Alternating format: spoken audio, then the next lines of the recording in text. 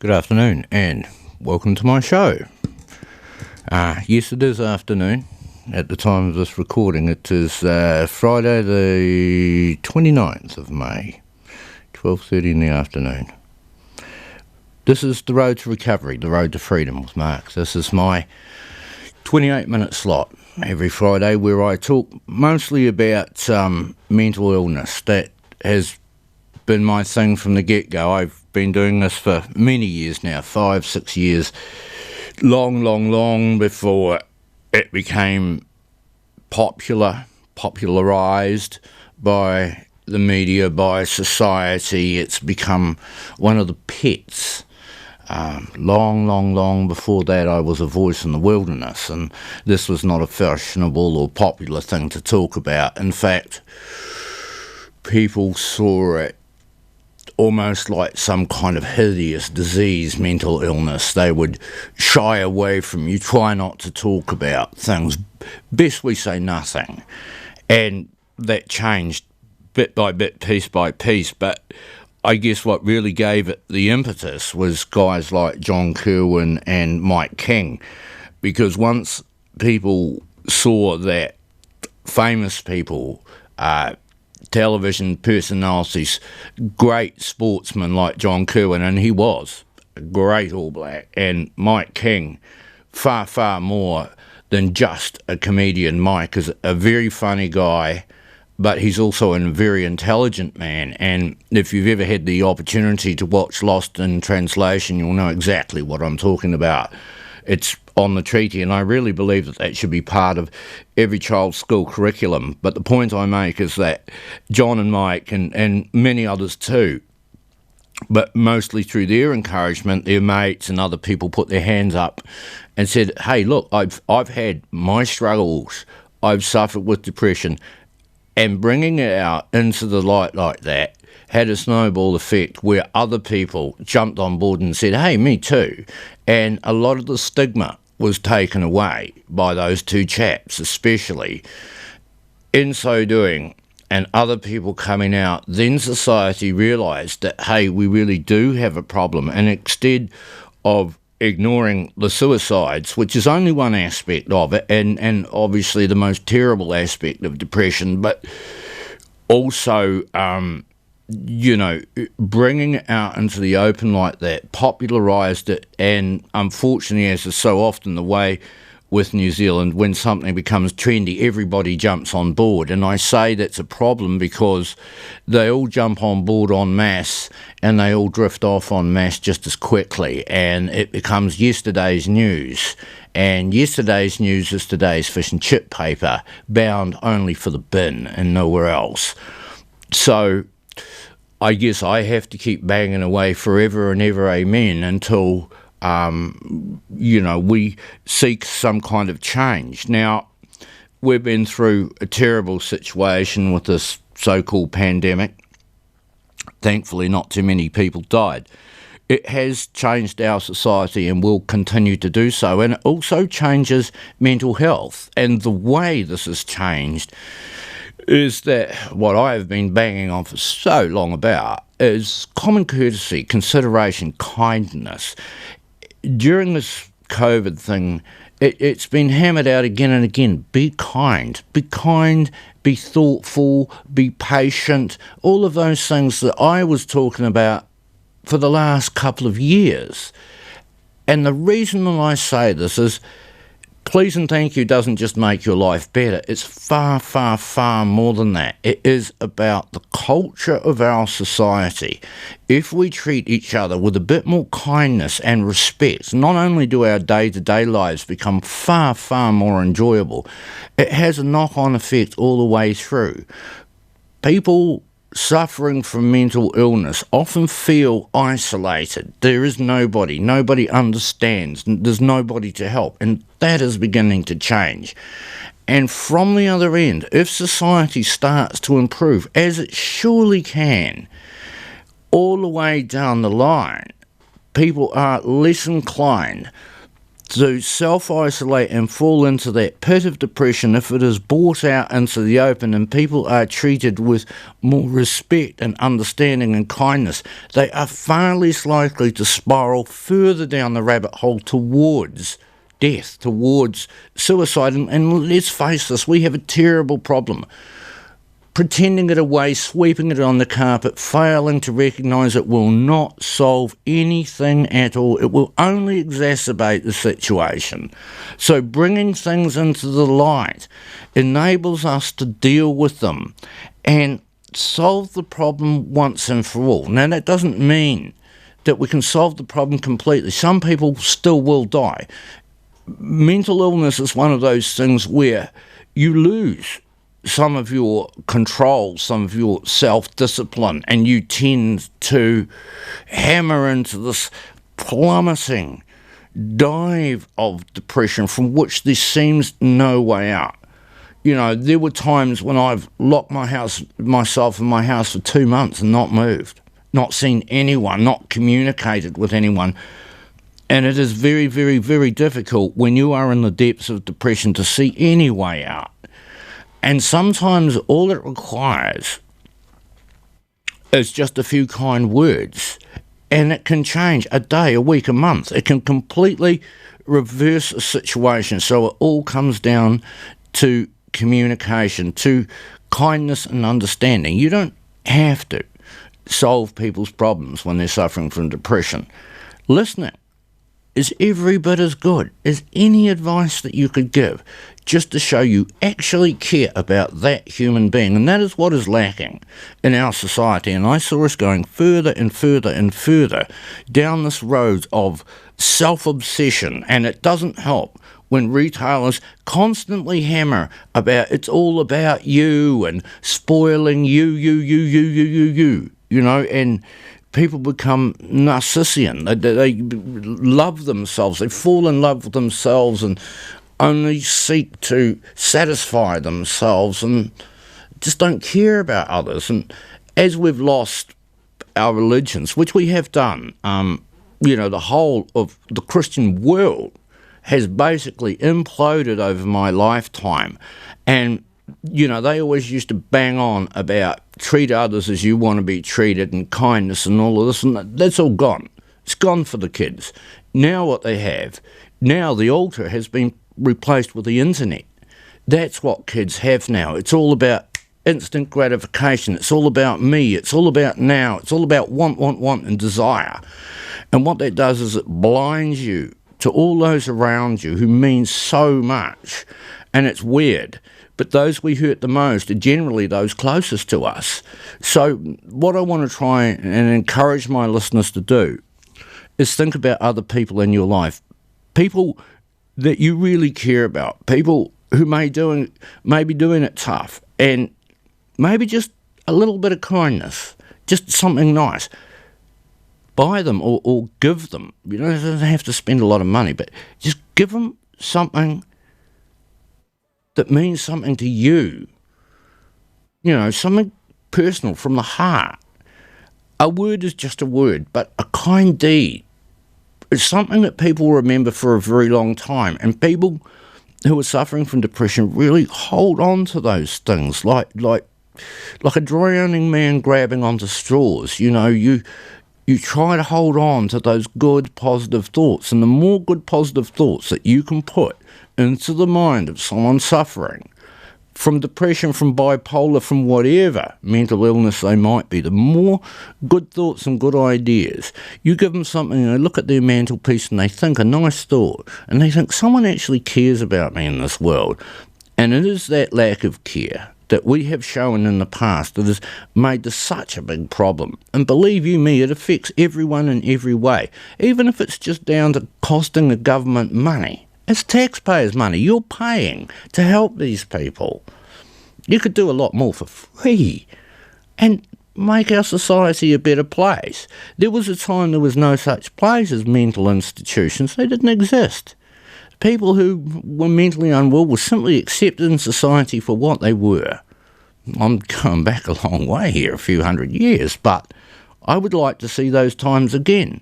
You don't necessarily have to lock people away. If they're not dangerous to themselves or anyone else, okay, maybe they talk to themselves. I do all the time.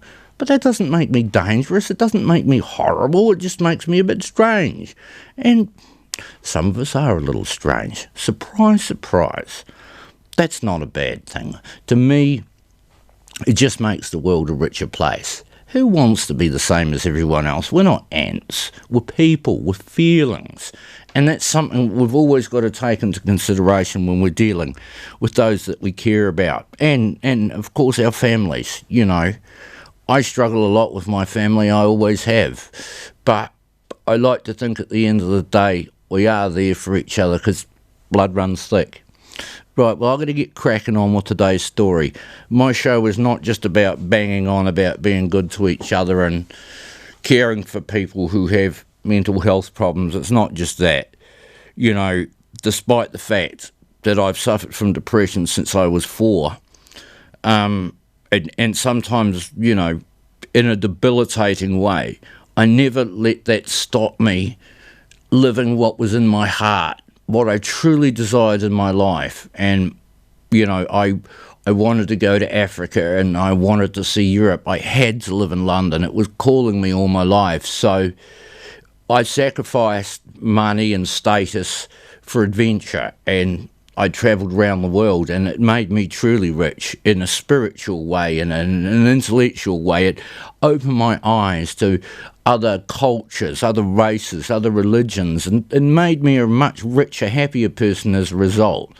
Yes, I had my struggles, but I had a wonderful time. I travelled for about 7.5 years, Southeast Asia, Australia, even went to places like Mauritius, out in the middle of nowhere.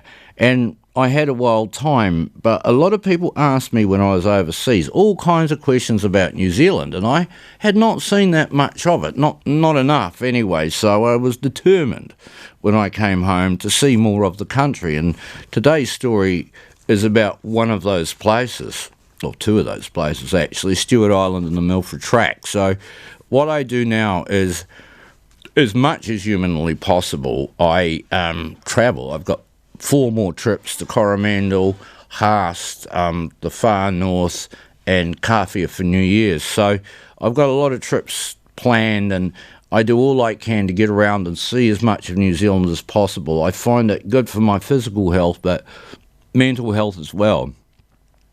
This one here is a good little story. I hope you enjoy it. This is what my show is about. It's about my adventures. I've written a series of short stories which I hope in about another year to turn into a book, and I really hope like hell you'll buy it and make me a wealthy man. That'd be mighty, mighty fine. Anyway, until such time as that book does come out, this here is Stewart Island and the Milford Track. Many years ago, when I was married, my wife and I took our Christmas break early and decided to head down to Stewart Island for a week. As we didn't have much time, we decided to fly as directly as possible from Wellington.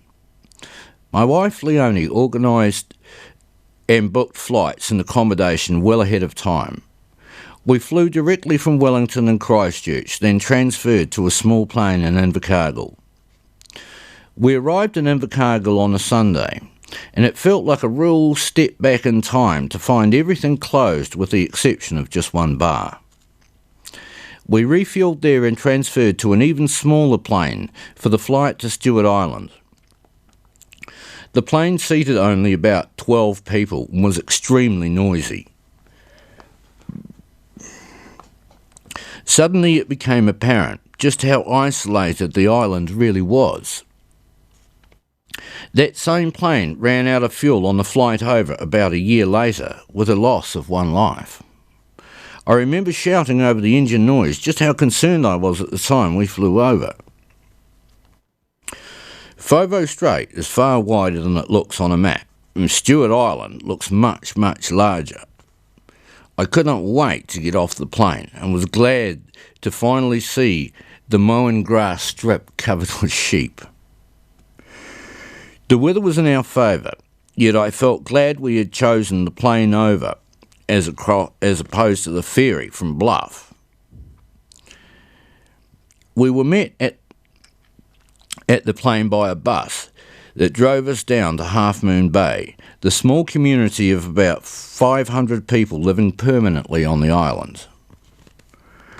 There were very few shops, and life mostly circulated around the pub, a new coffee shop, and the Department of Conservation Information Centre. Our accommodation on Stewart Island was only a short walk up the hill from the township. It was nothing flash, but featured a bush backdrop that was full of birds. Wood pigeons and tui were especially prolific and lined up in their dozens on power lines. The bush they lived in was extremely dense native and had not been ravaged by goats and possums like the mainland bush has been. I have never seen bush so solid, dark and foreboding. There is a track around the island, but it takes 10 days to tramp and is reputed to be very difficult and muddy. We decided instead to see what Half Moon Bay had to offer and have a relaxing time discovering for ourselves the bay's history and development. The home comforts of a good bed and a handy pub and restaurant won hands down. The restaurant featured fresh local produce like blue cod, which is a prolific fish in these parts, and had a real melt-in-the-mouth quality. Our first day on the island, we gathered information of what was available and enjoyed the small township of Half Moon Bay and the surrounding bush. The pub was a real focal point of the town, and our dinner there was one of the finest I've ever had. Our second day was spent touring nearby points of interest by water taxi. The amount of wildlife and untouched beauty of the water and bush were unbelievable. The wildlife was particularly prolific and seemed to show little fear at our presence. At one spot, we saw the remnants of a bush mill that was set up a century ago. Some skilled and determined souls had sailed there in a steamship and run it aground. They then stripped the engine to use it for a saw pit they built. Then they laid train tracks down as they felled the mature and beautiful rimu that grew there. They then rebuilt and refloated their ship, loaded it full of rimu logs and sailed out, leaving behind the tracks and saw pit to be reclaimed by the bush. All around, seals, penguins, shags and all other kinds of bird life were prolific. It was hard to believe we were still in the same country. On the third day we went fishing on a charter boat. I was glad I had carted my own fishing gear down, as the stuff on the boat looked like it had come off the ark. The first few spots turned up some smallish trumpeter, but then we hit a patch of blue cod. They were so prolific I was pulling them in 3 at a time and caught my legal limit in under an hour. Those with the boat's gear did not fare so well, but there was plenty to go round. Fresh blue cod is one of those meals that is hard to get sick of, and we dined like lords for days. Another day we spent on Ulva Island, which was a spot where the Department of Conservation, along with the locals, had been made completely pest-free. A family lived there and kept about 500 traps going to keep it so. It was a short, pleasant ferry ride to the islands, and we were free to roam around for the day. It was a great privilege to see the superb wildlife around. As we wandered along quietly, kaka came crashing playfully through the bush. Red-crowned parakeets were ever present, but harder to spot high in the trees. Weka abounded and were so tame they would peck food from my hand. The island is so abundant in native wildlife, it was a real eye-opener as to how the mainland must once have been. All too soon, our stay at Stewart Island was over, leaving a wonderful, lasting impression on us. We headed to Te Anau for a night, before heading off to tramp the Milford Track. Our accommodation at Te Anau was top-notch and featured a spa bath. Leone had the forethought to book the same place for the night we came back from the end of the track. We headed to the beginning of the Milford track by ferry, which was accompanied by an interesting history lesson by the skipper. Numbers allowed on the track each day are strictly limited, and we were only allowed one night's stay in each hut along the way. On the ferry were a mixed bunch of people of various ages. One group were taking their mum, others took their kids. Our group on the ferry were the Freedom Walkers, who stayed at the huts each night, as opposed to the guided walks done for people only wishing to do a day trip with a light pack. There was a reasonable level of fitness required to do the tramping either way, and I was worried about how hard it would be. The ferry landed us on the shore at the beginning of the track, and each little group headed off at their own pace down a wide, flat path. The bush surrounding the pathway was pristine, and the clear streams were full of fat brown trout. We were amazed by the sheer beauty of the place, and my fears were relieved by an easy 3.5-hour walk in. The pathway was so flat and clear, it wasn't necessary to watch where we were walking, and we found it impossible to stop gazing upwards at the beautiful bush and wildlife. We felt transported to another world, and were glad for the easy walk in, as it gave us time to get used to the weight of our packs. The time flew by, and soon we had reached the first hut and cooked a meal in a well-outfitted kitchen. There were plenty of bunks too, although there were thousands of sandflies about. We had good repellent, and all the other groups of folk seemed to be similarly well equipped. I was nicely tired at the end of the day, and slept well in my sleeping bag, despite the ever-present sandflies. The next day we had a much longer 7 to 8 hour tramp over a lot of granite and a much narrower pathway.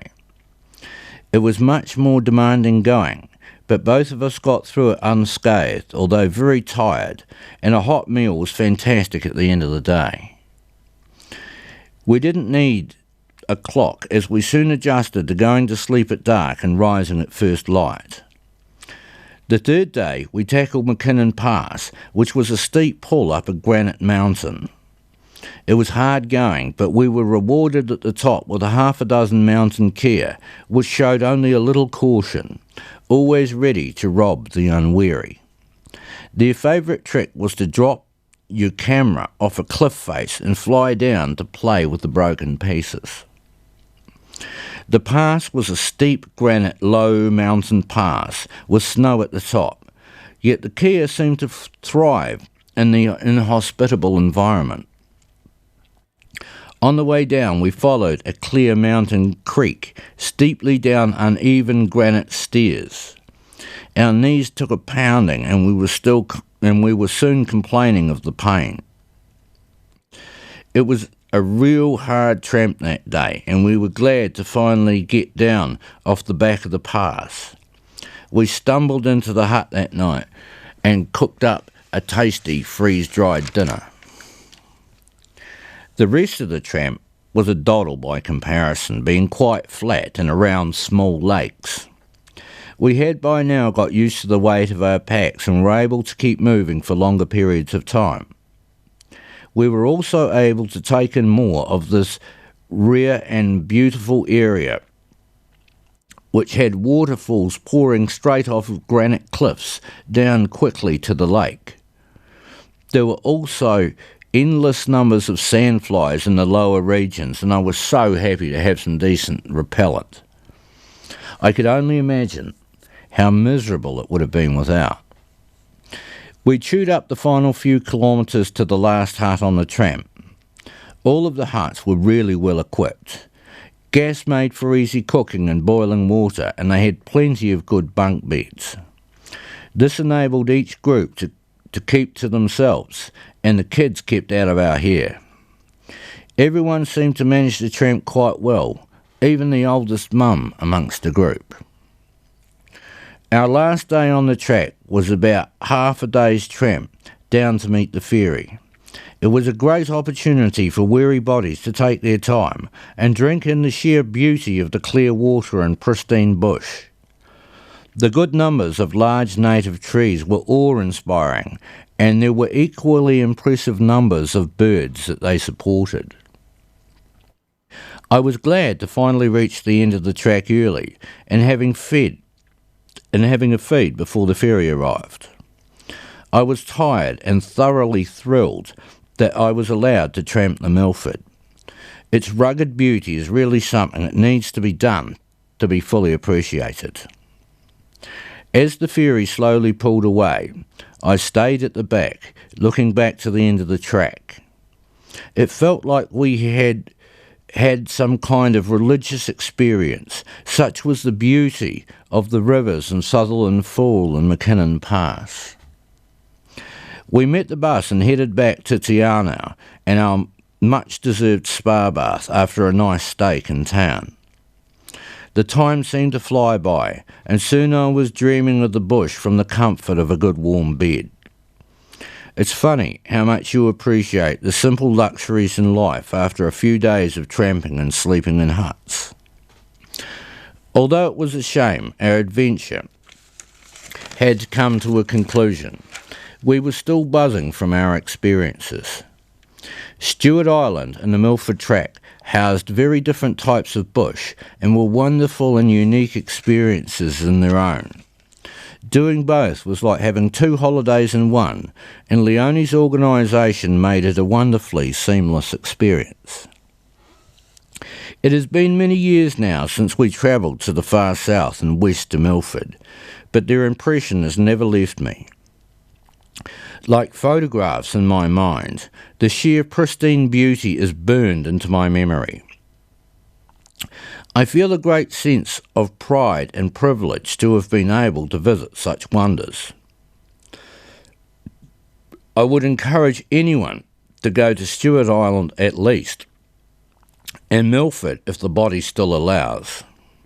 They are certainly places I will always remember with a sense of awe. The end. Well, that's my story. Day is done. Thank you very much for tuning in. I hope you enjoyed it, and I hope you tell your friends and you all tune in and we pump it out. I'd just like to say in conclusion, thank you very, very much to Michael and Veronica here at Arrow Radio who have supported me all this time. Thank you very much to Wairarapa TV, all the wonderful sponsors that keep us cracking. This is a community radio station that's not for profit, so it requires support, not just from New Zealand On Air, but any help that anyone can give us would be very much appreciated. It's been a blast. It's been a great time, and long may it continue. Thanks for tuning in, and remember, just show a little bit of kindness and consideration to those around you and make this world a better place. We'll all enjoy that, I think. Thanks for tuning in. Thank you to my friends up in the Hawke's Bay. I hope you're doing well.